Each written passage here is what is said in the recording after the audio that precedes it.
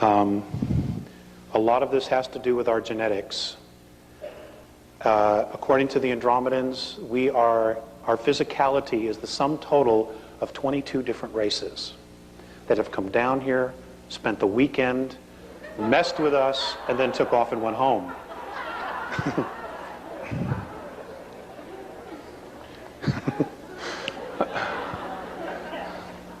Okay, intermingled, left children behind, and just took off.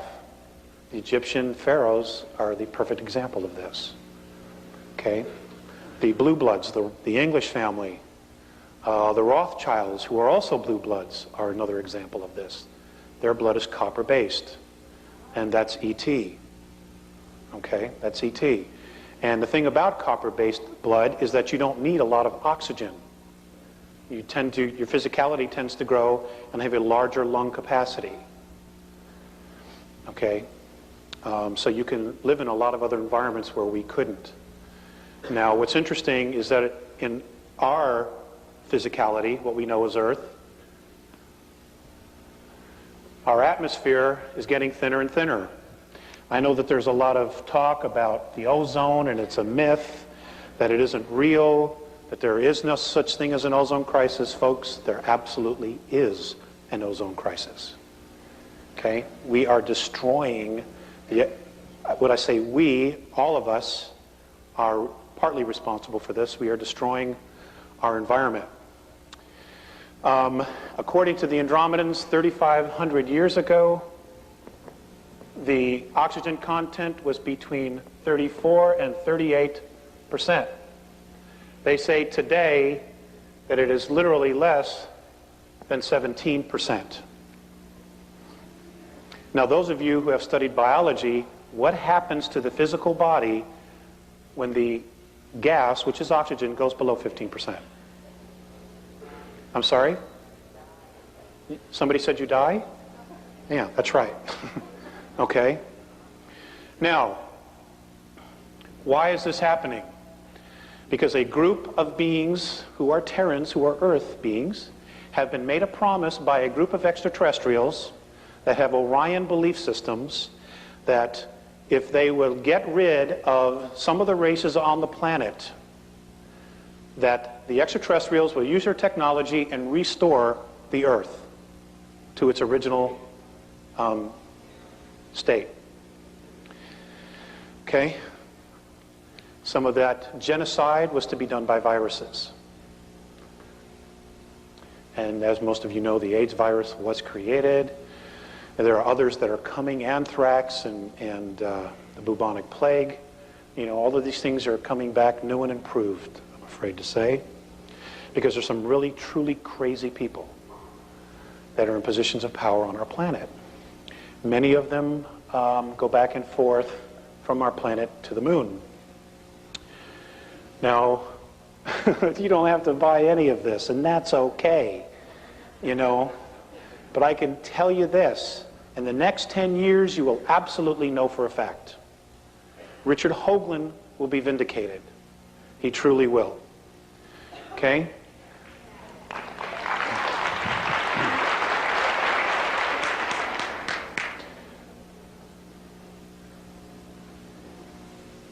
There are ruins on almost all of the planets in our solar system.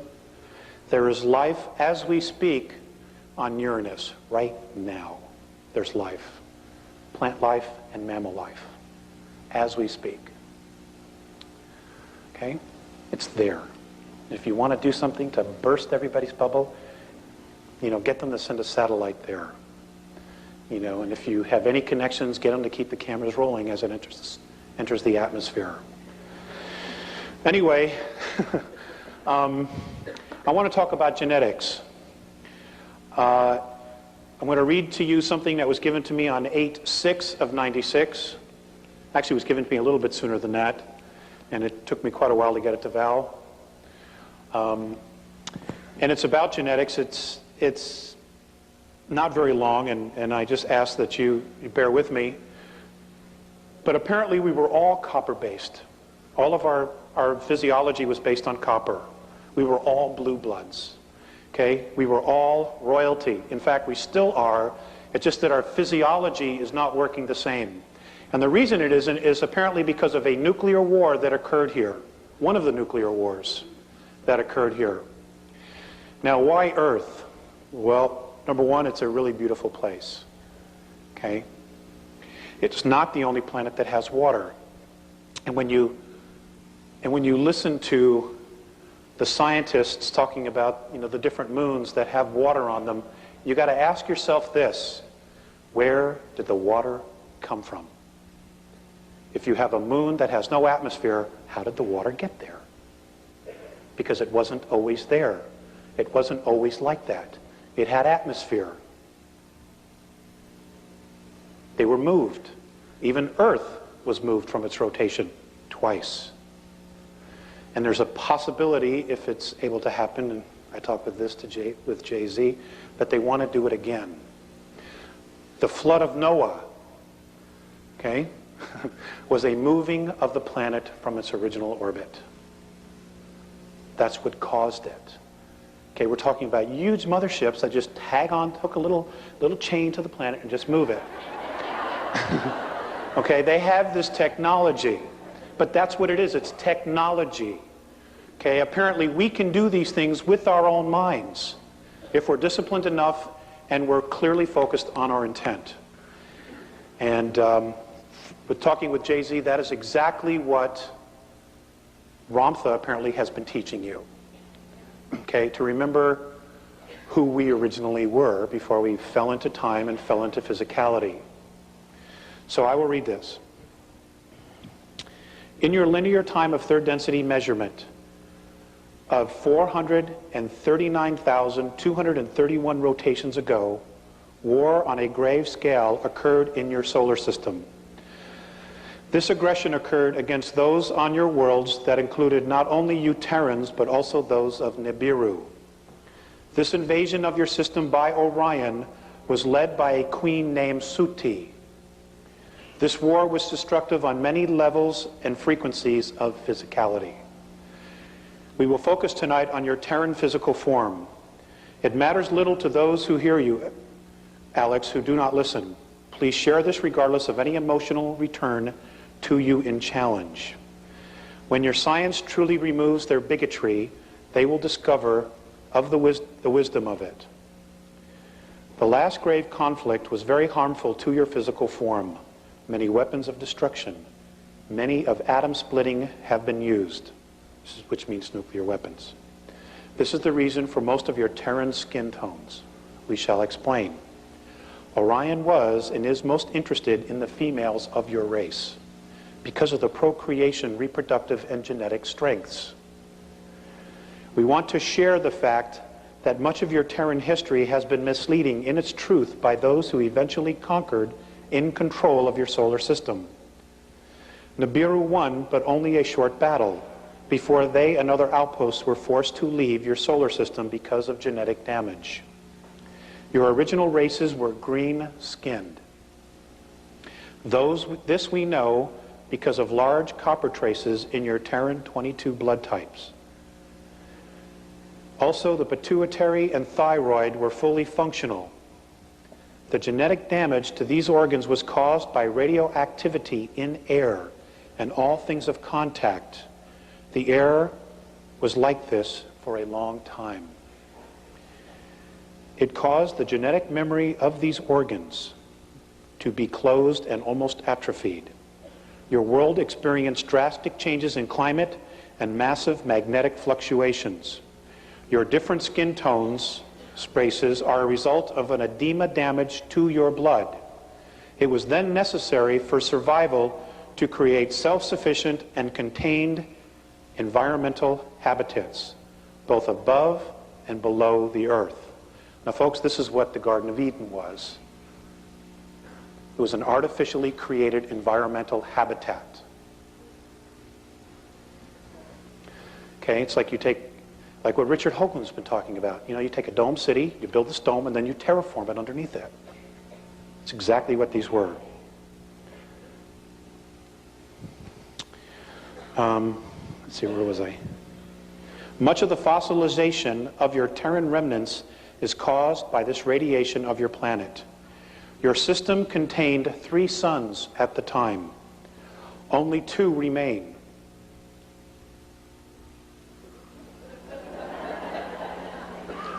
I'll read that again. Your system contained 3 suns at the time. Only 2 remain. Write it down, it's a question. Your physicality, your physicality in its original form contained a great balance of zinc, copper, magnesium, and iron.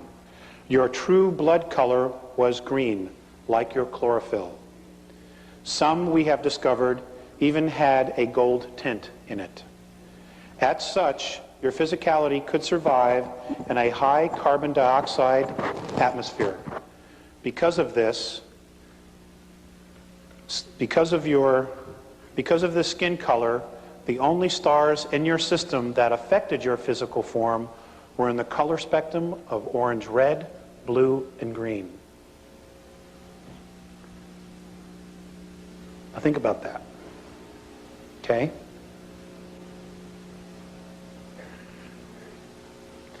If you picture in your mind everything's a holograph, okay, which is a group of frequencies.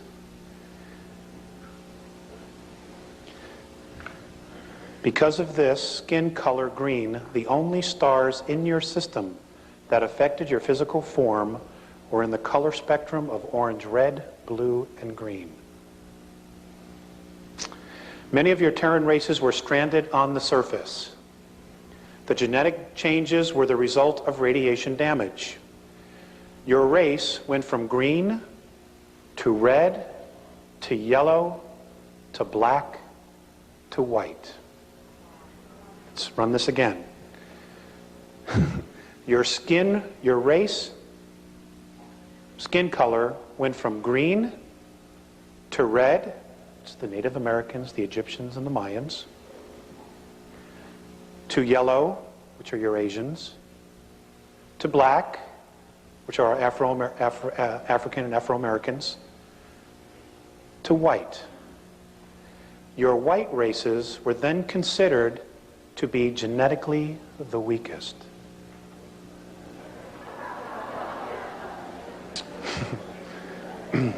Puts a whole new light on prejudices, doesn't it?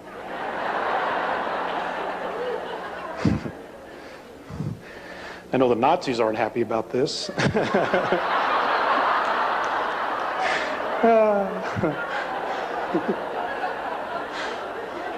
It's just as well I don't like them anyway.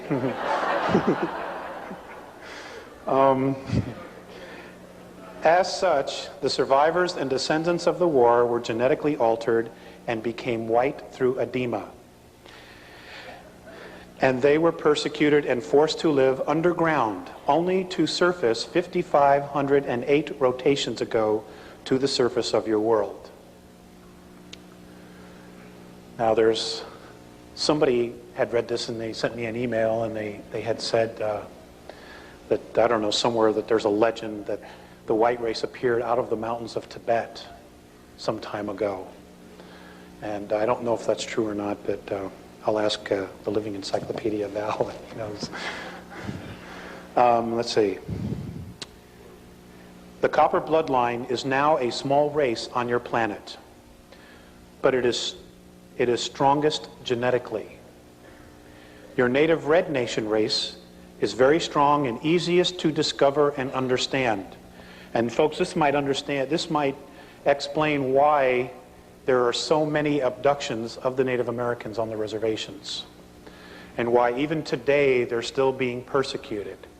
You know, because if you're a coward, you suppress the strongest. And of course, you know, many of us don't do much about it. You know, I don't want to get involved. You know, that's their problem, it's their issue. You know, we owe it to them. We owe it to ourselves.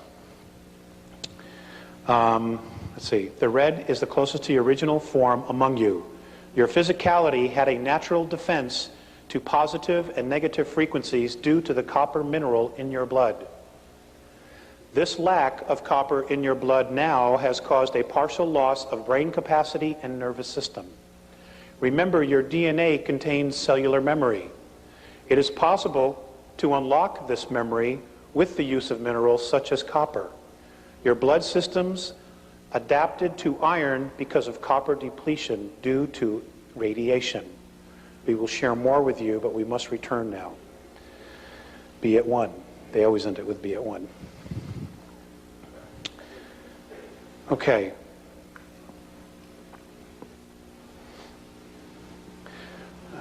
Just keep going. Are there any questions? I don't want to bore you. Thank you, thank you.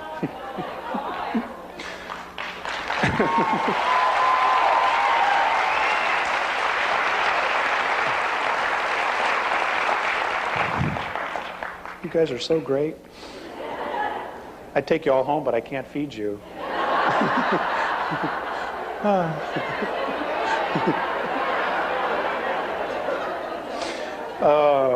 Hey, I have a family at home, and a new family actually. My wife and I just had a baby. He's a month old today. Thank you. He's totally cool. He's taught me 3 things already. Patience, tolerance, and insomnia. He doesn't like to sleep. I don't know. Most kids are, I was told, do, and he likes to be up every hour and a half. My poor wife, she went from needing 9 hours of sleep a night. She's only getting 90 minutes. I don't know how she does it. You mothers must know. Wow, what a club, huh? It's an elite club, I'll tell you. When I saw the baby come out, I was like, God, I'm so glad I'm a man.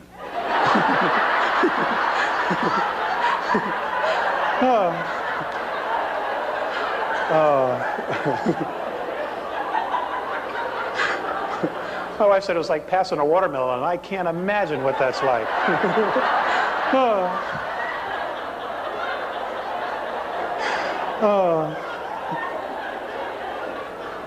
Nor do I want to know.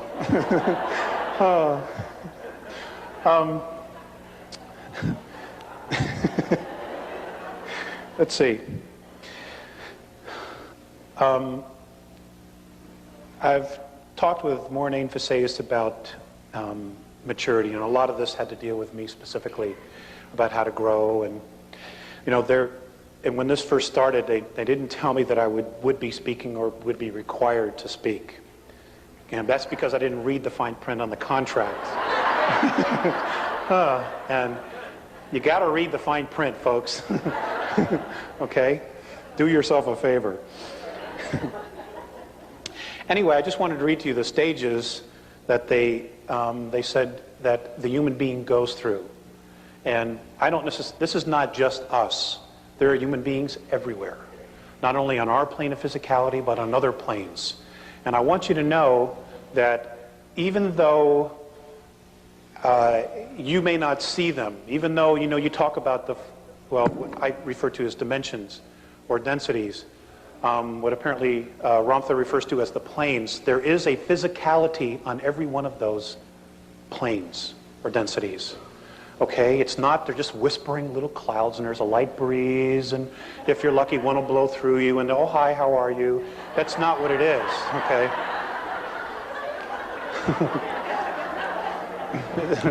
It's a lot more complicated than that. So these were the stages that a true human being goes through during its evolution. The first is the wandering, where we come from, why, our purpose, and gathering our tools. The second is an initiation, preparing our own path, each one different, purifying, and hopefully centering. The next is honoring, understanding the source of our creation. That's a biggie. Recognizing the sacred in oneself. And I guess that's exactly what you're being taught here at the school, is how to recognize your sacredness. stating intention, realizing and acknowledging one's true purpose to create self. Surrender. Big issue with me. Well, you know, we have this concept of surrender as you just let like anything happen to you, and it's not really true. Letting go of control to allow vulnerability. To learn what is already known. I forgot.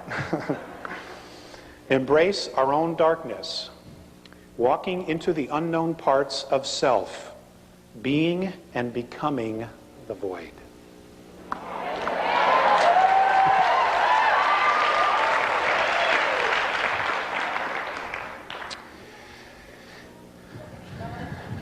Yeah, I'll do that after I go through it the first time. Lighting the flame in the heart, connecting to self and finding meaningful, honest ritual.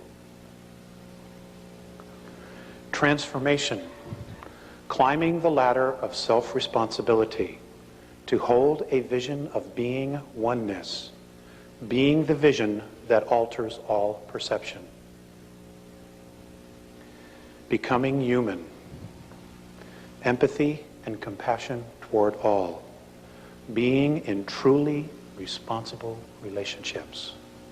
And folks, I've learned, for me, that that's the secret of life, is relationships, because they all mirror back a part of us, part of me, all the relationships I have.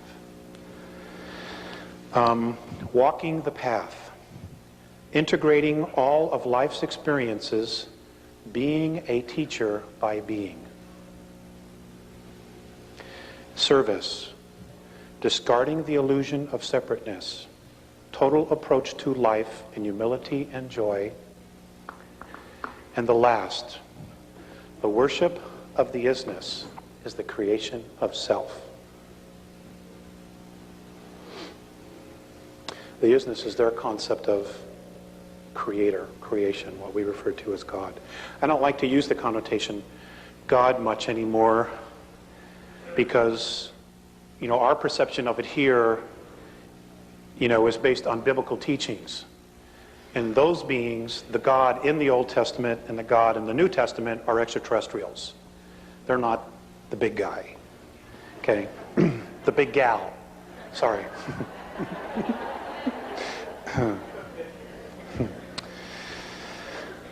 Okay. Are there any questions now? Okay.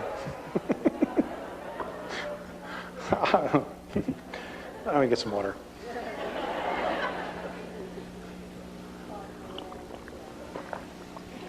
Okay. Fear is a big issue, at least not in this room, but outside this room it is.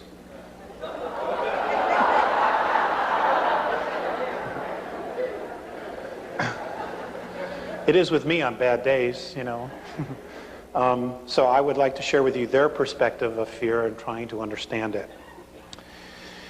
In your time and space at present is a great challenge to you all. That would be the expression of fear. For any of you to be in fear is to lack clear understanding of most situations. We have observed on your world, we have observed that your world is at a most confused point in your history and evolvement. We understand your remarkable drive and commitment to be alive, survival. We, however, are not understanding of your need to create tools of death, expecting they will keep all in a space of understanding and peace.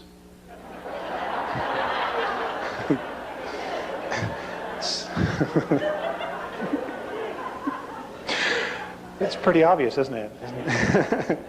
We have observed that you build, create, and plan in a space of fear, not in the consciousness of love.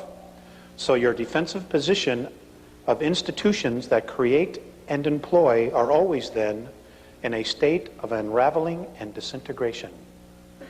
We share this with you because they drain you and your earth of energy, both the spiritual and materially physical. Fear always has to feed. Fear does not create itself. It has to feed. The fear we observe is difficult for us to understand. These are the Andromedans. It depletes you of your focus on the original intent. Now, they've referred to this a lot. And they've never come right out and said what the original intent was. But I suspect it's that definition I read you in the very beginning, that that was our original intent. It is elusive. It's a very secretive energy. Fear withholds love. This is most saddening to see and feel. How can we share understanding and love when so many of you are withholding from self and each other? You guys need some viral defense or something? Okay, please try to feel the words. We as a race are trying to express to your race. One of your original intentions in creating your physical reality is the idea of creating and learning to manipulate and express yourselves through physicality, using your consciousness. Okay, it is your consciousness that is the gift of the isness that the isness has given you, and in fact, all things that bear spirit. It is the gift that has been clouded, and most importantly, clouded by fear. This creation of fear is completely irrational to whom you all are. Fear, as we ourselves at one time as Lyran ancestors, sought to defend and legitimize withholding of love. We have come to understand that withholding love only creates perpetual disintegration. We have discovered in our home galaxy the ruins of vast races having achieved recognition that have ceased to exist.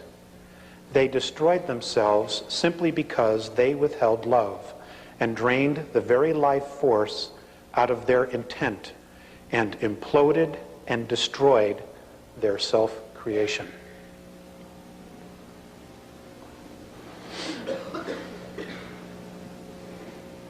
Fear is the opposing projection to original intent. The first projection of fear is denial.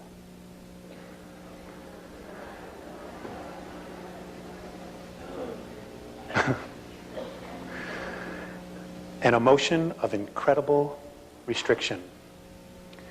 And as a restriction, denial and fear will result in the complete opposite reality as that which it claims to be. Fear is based, in our perspective, on a misunderstanding of one's own worth and security. Why is this so? We have formed a perspective based on your history. Your many religions have helped and hurt this process. Some of your world beliefs have many convinced they are sinful creatures of nature. Now, I just want to add something here. In one of my conversations with Mornay, the word sin came up, and I brought it up. I was born and raised a Catholic, so I was fully indoctrinated. And he told me that the word sin is a word that is pre-Sumerian, and the word sin originally meant genetic defect.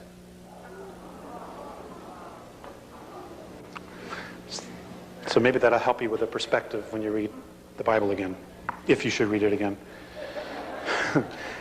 Some of your world beliefs have many convinced they are sinful creatures of nature. Your sciences teach that your physical form is a pool of chemicals thrown together by accident, so that you are all an accident. Living meaningless lives of chance.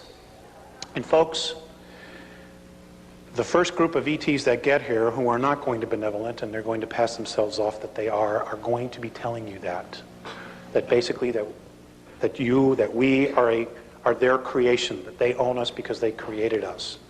And the fact of the matter is, they didn't. Okay, it's another lie, and the first group will probably be those from Sirius B that will be openly contacting us.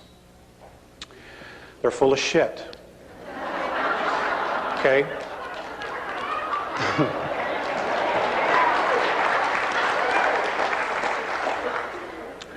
You know, the game continues, And a lot of people are going to fall for it because the earth will be going through changes and they'll come down and we'll save you and, you know, this is the way and so on and so forth. And, you know, basically what they're going to do is they're going to use our free will against ourselves. Because that's what you have. That's all you have is your free will. It's the only true sovereignty you have in this menagerie of a holograph which we call existence. Okay, you are because you want it to be. It's that simple. And if you don't want to be, then you can change that too. But it's your decision. Okay, it continues. I'm sorry.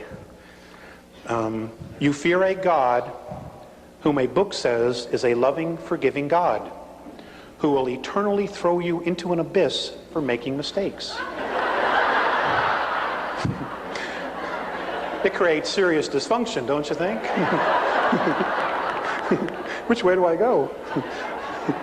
And you do nothing, you know? It is in our perspective where this fear of unworthiness and insecurity is created from. Many in your world, Alex, have come to understand that fear, the idea of fear, is their enemy.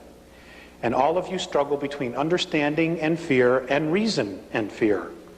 Please, we ask you to share this with your race. This struggle is in no way predetermined. And our perception is that this struggle will lead your world to peace and self-responsibility, or your extinction as a race. This would grieve us. It's time to return you now. And I was given that on 2/9 of 91.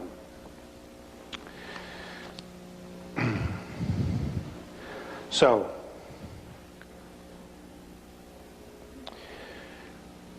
in dealing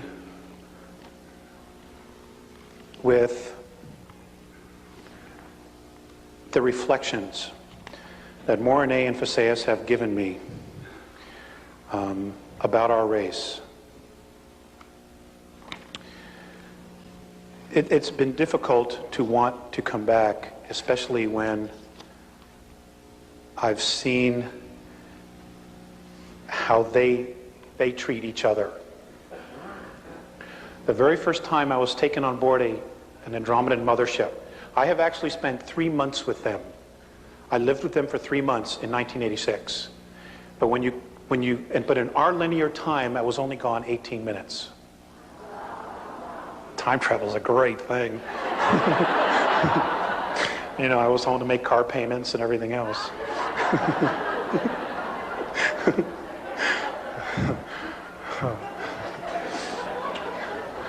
And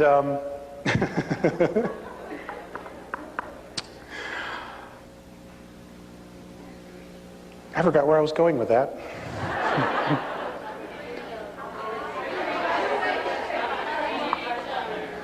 Oh, okay, how they treat each other.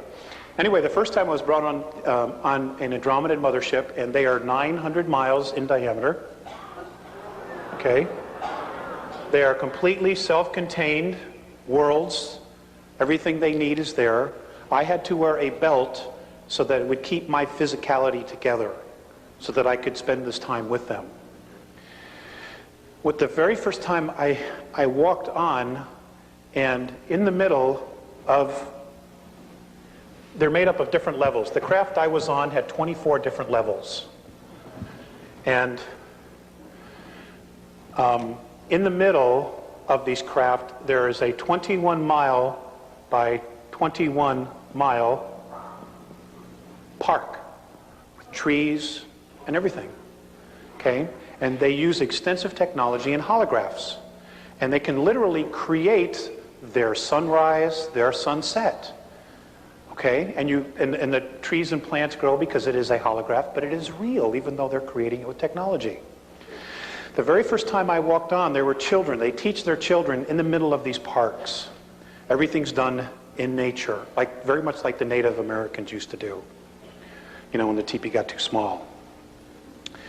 And I walked on, and there were a bunch of children there, and as we walked out of a corridor, down a corridor, and out into this huge space of what looked like, could be anywhere, like Agura Hills or someplace out here, a park, the children moved away from me. And I was like really hurt, you know, I was like, oh man. And Mornay immediately picked up what I was feeling, and he said, it isn't you, we have been teaching them about your race.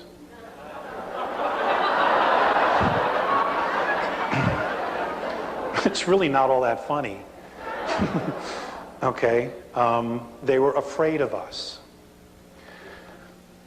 You know, and these are children I have never seen before, but immediately felt our energy, my energy, because I represented all of us. You know, and I do the best I can, sorry. I mean, but you know, I got my own stuff to work out too. So, you know, they're learning, and I'm amazed that they, you know, they still want to come back and help. Another time I had been waiting for them. They finally showed up, and as I was walking into the control room, I was being led by another Andromedan. Mornay was looking at a bunch of meters on the wall and some monitors measuring our atmosphere, and he looked really sad. So I said to him, I said, what's the matter? And he just pointed to the atmosphere and he goes, don't they understand that it's here because they needed it? They don't understand our suicidal tendencies. They don't. I guess they have the perspective that we should really know better. I don't know where they got that. So, I mean, that's just one of them, you know. Another time, Visayas was watching television on the ship. They were picking up television. And I told them that's not a good idea. Even on Earth, that's not a good idea. And he had been watching a news broadcast about a shooting in Chicago. That's what it was, where a cop shot a man, a black man, and then rushed over and tried to save his life. He had a hard time understanding why the policeman would try to take the life and then try to save it. He didn't understand the contradiction, and I don't know that they've still clearly dealt with that. You know, our reality that we know, that we accept as reality, is extremely foreign to a lot of other different races. They simply don't understand it, and there's like no way we could really truly rationalize it to them when they truly come from a space of unconditional love or mutual respect. And I have not done a good job in explaining it to them, because when I really stopped to think about it, it didn't make any sense to me at all either. So as Val would say, it's time for a new paradigm. And I guess that's what Ramtha is doing, teaching all of you and those before you and those to come after you. I've given a lot of thought to our race and the character issues, and I just want to share with you some of my thoughts on the human race and about people. A lot of this comes from my own experience dealing with us. A human being whose heart shows no passion is a person who doesn't have a life. A human being who doesn't give from his heart or her heart is a person who will lie to you. I've had to learn that the hard way. A human being whose heart is committed to nothing is a person who will not try, who will only take. A human being who is not willing to risk or take chances for love is a person who is absolutely empty inside. They're already dead. They're just sucking up air. I've come to this conclusion because of my relationship with Mornay and Visayas. I absolutely love these two beings. They are my fathers, my brothers, my friends. And, you know, in some respect, even my sons, because I've had the opportunity to teach them. You know, I mean, even English, it was like, you know, I felt like I was a really big deal, you know.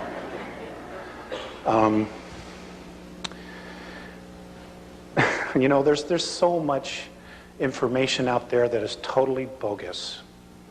I went to the Star Visions conference. I'll probably get into trouble because this is beyond video, but I'm not going to do any more anyway.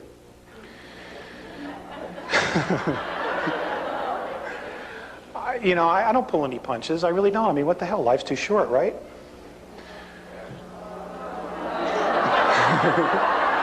Okay. This incarnation. Okay, we have a difference of opinion. Hey, I've been hanging out with those guys, and, they live thousands of years. I wouldn't mind that. Yeah. But I don't want to live 1,000 years here. Not the way it is.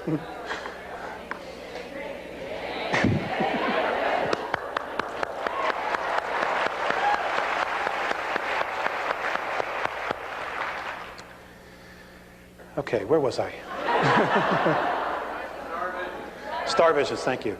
See, it's the insomnia, little munchkins around 3:30. Somebody wrote in a card we got, up around midnight, when you hear that mournful cry, just remember at 3 a.m. you can give it another try. And it's so true. The Star Visions, there was a guy there who had some pictures of some craft, and he said that he has been in contact with Syrians. And he mentioned Cirrus B. And then he went on to make a speech, and Jesus Christ is a starship commander. He lives on Earth underground in a place called Valley of the Echoes, and that they're coming back and there will be a war, and those who are not in favor of Jesus will be destroyed. And they gave this guy a standing ovation. I'm not kidding. They gave this guy a standing ovation. And it was really sad because these people don't have a clue. They don't want to take responsibility. They can totally thwart this war. We don't have to do anything really about this as long as we started working and learning to live with each other, granting mutual respect, having natural tolerance for our race. And I know it's not easy because of all the conditioning. But folks, I need your help. I desperately need your help. We don't need to create the book of Revelations, and that's exactly what we're doing. And there are beings out there that have technology that are more than happy to help us play this thing out, because we are a threat to them. And the reason we're a threat is not only who you are spiritually, which I will get into, but it's also because of our genetics. Okay? Our physicality was the Terran physicality, which is what we're known as, was melded between human extraterrestrial and the primate race, as this is what I've been taught. And it is that melding of those two races which gave us our incredible extremes of emotion, which is why we can hold so much creative energy inside of us. This is why they're concerned, and this is why the Andromedans are in awe of our creative energy. Because here they have to use technology to create some of their physicality. We don't. They're amazed that when you leave your house, okay? When you leave your house, everything is still there when you come back. It doesn't disintegrate.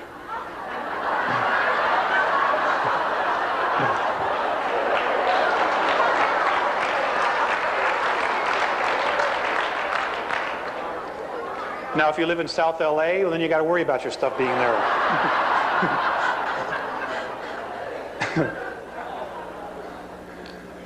They're amazed at that, of the intent and the energy that it creates to create every one of those little tchotchkes that you have on your shelf. They're amazed. Because they're very simple. They're very, very simple. They don't have all the little stuff that we have.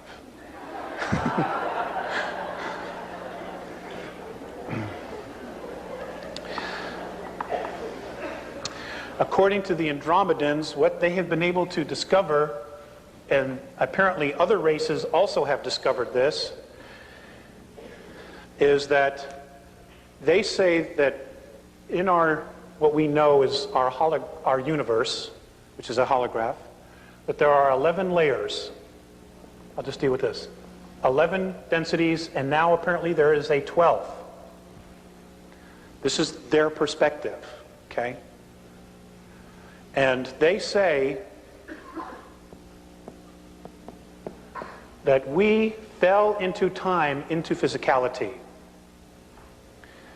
They say, the Andromedans say, that many of the other extraterrestrial races are fascinated by what it is we know, that we have locked up inside of us. Because we have already evolved to that level and then have come back to start all over again. They don't have access to this, what they think we know, what apparently is locked up inside of us. Not only that, but apparently we specifically chose this physicality because of the vibration that we held, because of the primate and human, because the physicality was able to hold such an extreme of emotions that we chose this physicality. And when you couple that with the idea that this physicality is also made up of 22 races, one of which includes the Andromedan race, they say we're royalty. They say that every single one of you is royalty on this planet. That you are royalty. And that many of the other extraterrestrial races, particularly the benevolent ones, acknowledge this because of the fact that we are spirit and we have these genetics inside of us. The dark ones, which include the gray men and others, they see us as beasts because of the primate. How can we allow this to surpass us? And this is why the constant genetic and mental manipulation.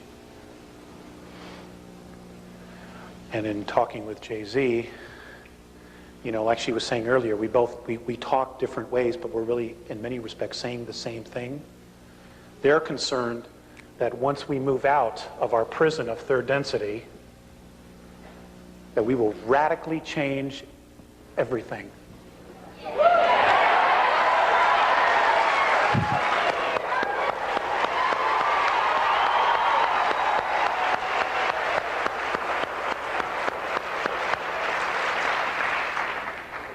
I don't know about you, but I need a change. Oh, God, I'm so burned out. I want to go home.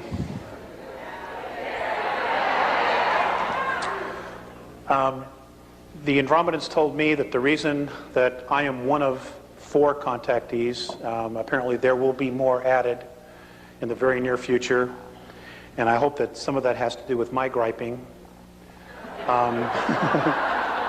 I've bitched and moaned and everything else. It's just impossible, you know, there's just not enough people.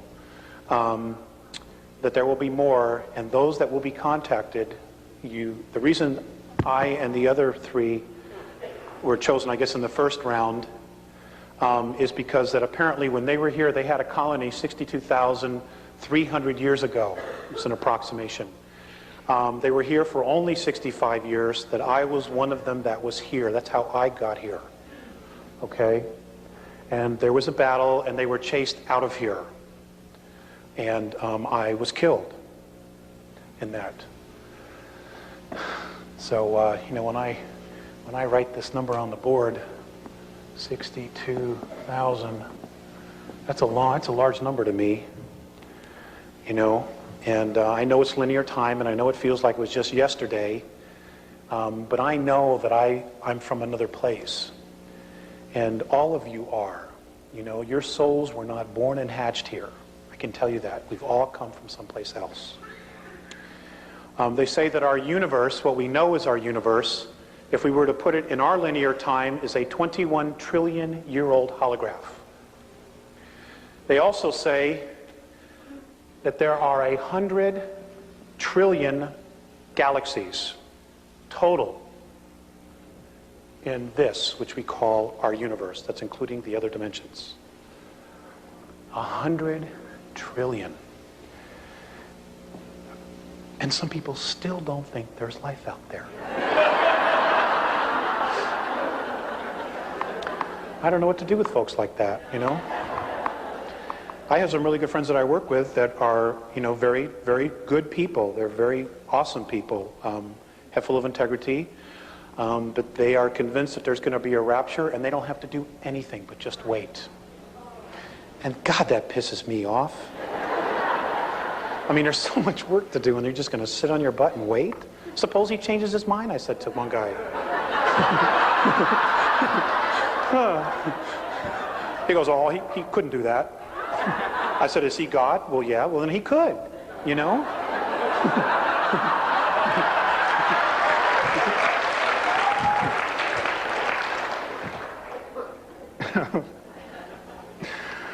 Oh, God, I'm so frustrated.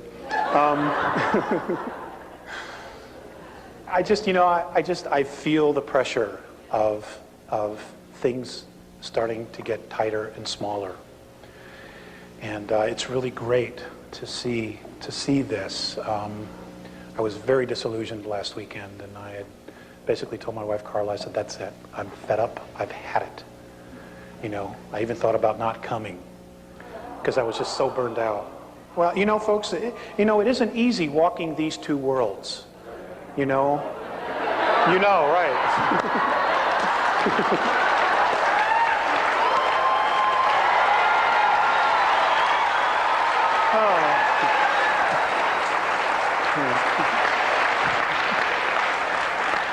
I forgot who I was talking to.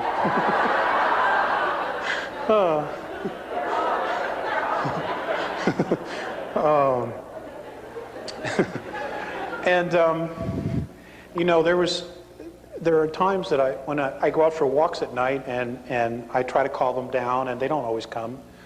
And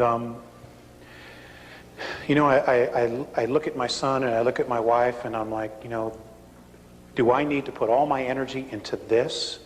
And can I do both or what? And there are times I truly wrestle with, you know, where it is I want to be. Because the two realities are so extreme. You know, I mean, when I go up with them, I am so free, I can't even put it into words. And when I come back here, it's just like, you know, there's the phone bill, the electric bill, the gas bill, the car payments, the insurance, baby diapers, you know, formula, goat's milk, you know, all these little things, you know. And I say to myself, God, you know, they really got the right idea. They keep it real simple, you know, and all their energy goes into creating themselves. They're not distracted by all this other stuff. And I wrestle with that a lot. And I haven't come to a conclusion yet. I'll keep you posted. Okay, I want to read you something else that was from Phaseus. This was given on 6/5 of 96. The most necessary action now for all of you who are aware is to do what you are capable of to illuminate your degenerated societies. Consciousness is your scale. It always provides balance, which does not fail. It speaks to those and tells them what to do and what not to do, to one or all beings who choose to be evolved. The administrators of your governments are responsible for professional order, not your moral codes of order. The key to your happiness, Terrans, is in the hands of your own consciousness. We have perceived that you Terrans have arranged your lives not according to yourselves, but according to others. Your disappointments are due to this fact. This kind of conduct of yours is what is limiting your races. Each one of you is a free soul, a free consciousness. No one is the servant or slave of anyone else, though the hidden ones would trick you to believe otherwise. Mutual respect is imperative for a healed planetary race. Help is being extended to you if you so want it. because of our genetic lineage to your races. We would like to be with you during your difficult times, and we are right on the edge of that. Today, you are a planet and a race that destroys itself in ignorance. Your goal is to uncover the genuine human beings lost deep within yourselves. Always be at one with yourself. And then he went on at another point and said, we have been in communication with many races in discussions regarding militant decision making.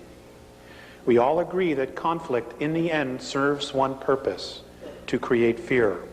And this, we know, removes the original intent from creation. We are hopeful that sincerity will gain a momentum.